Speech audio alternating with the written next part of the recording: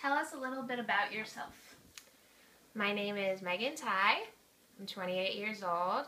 I'm originally from Akron, Ohio, and I took the International TEFL Academy online course in winter of 2013. And prior to moving to Seoul, South Korea, where I currently live, I was working at an architecture and construction firm in Chicago, Illinois, doing marketing for the firm. What is your education level and background? I have a bachelor's degree from The Ohio State University. I majored in business. Have you traveled abroad prior to teaching English in South Korea?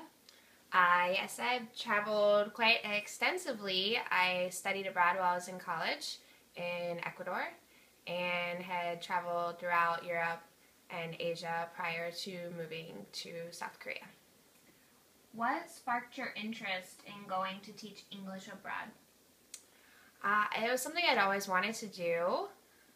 Growing up, I always wanted to live in another country. It was just kind of a wanderlust I always had inside of me. And that was one of the main reasons I believe I studied abroad while I was in college. I had always wanted to live in another country. And after graduation, I thought about taking a gap year before I started working, but I wanted to get a little bit of experience in my field, which was not education. So that's why I decided to work for a few years in marketing. And while I was working at my current job at the time, I just felt a little unfulfilled doing the 9 to 5, working in front of a computer all day long. So that's when I decided to really look into moving abroad for a long period of time and working in another country. And I think my job is kind of what ultimately pushed me to finally do it. How did ITA assist you in your job search and prepare you to teach abroad? So I actually sat down with an advisor the very first day that I went to ITA, and we had a conversation for well over an hour. It was the end of the work day, and I had actually left work, and I knew it was the end of the day there as well. But ITA was just very helpful in making sure that I got all the information that I needed in order to make a decision about where I wanted to teach and when I wanted to teach and what was most important to me in finding a job abroad.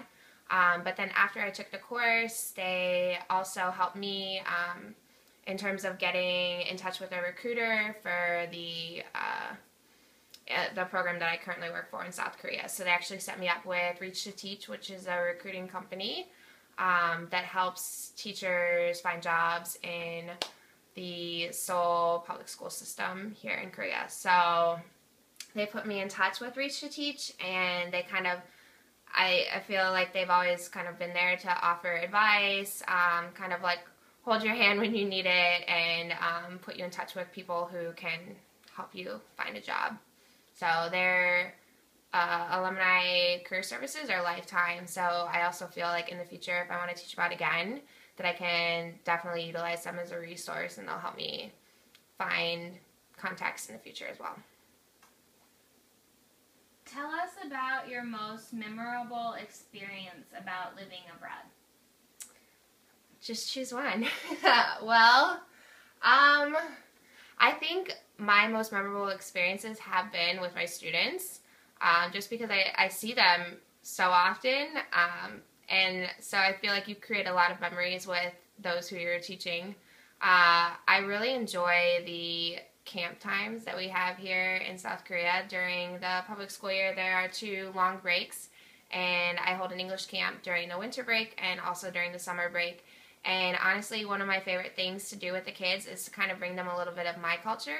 So I love making food with them, making American food, or playing American games with them, or bringing something that they haven't been exposed to before kind of into their life and kind of seeing their reactions to it. So some kids really love it, some not so much, or they might not like how food tastes, or they might not like games, but it's always kind of fun to see their reactions. So for me, that's always, I think the moments in the classroom are the most memorable for me.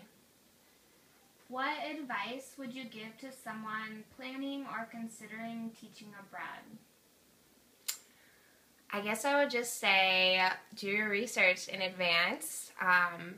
I think that's probably the most important thing. So if you are considering going abroad to live for a long period of time, just keep in mind, a year, yes, it can fly by, but it's also a significant portion of your life to be away from home. So make sure that you're researching where you're going to be living and if it will meet your needs. So if you're trying to save money, you want to look at countries where you're able to do that. If you're focused on learning a particular language, you might want to take that into consideration where you're going to go teach.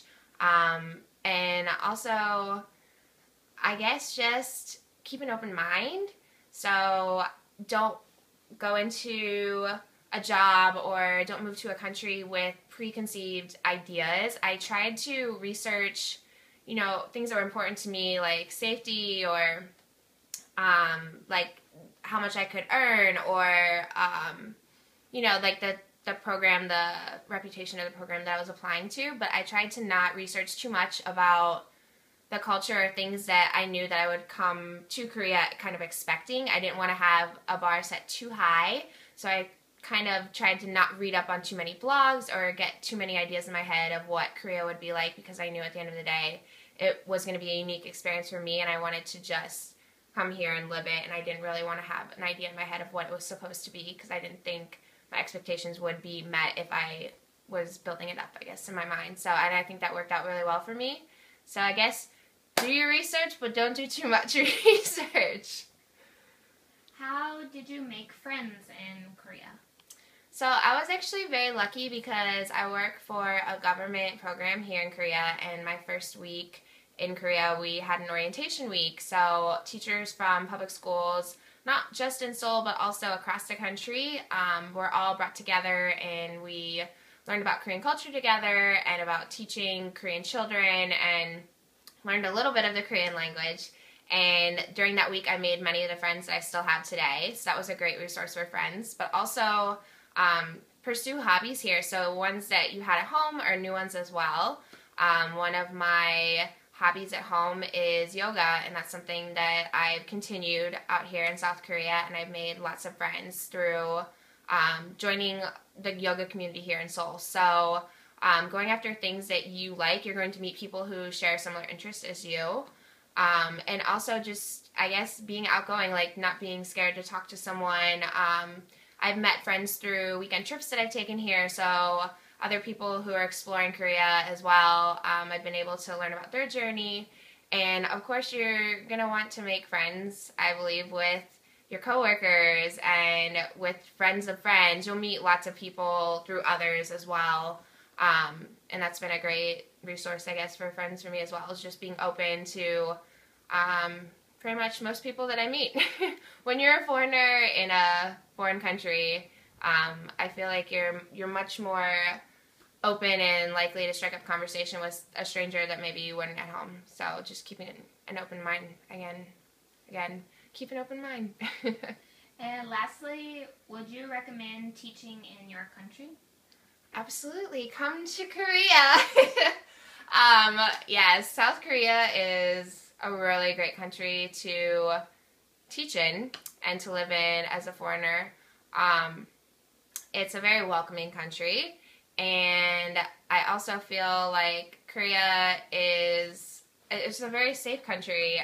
It's a great country for someone coming from America to learn about a culture completely different from their own. That was something that was very important to me. I knew I kind of wanted to be pushed outside of my comfort zone a little bit in my experience. And Korea, while it's a very safe country and it's a very welcoming country, it's also just very different from the United States culturally. So I think for someone who really wants to, learn about a culture outside of Western culture, Korea is a great place to do that. So there's also these questions up here. Sorry. Okay. These ones? Yeah. Oh, you asked me those. And most of them I thought you were addressed in your little... Yeah. Okay, that's perfect. Yeah. Is it okay? Yes, we're good. Thank you.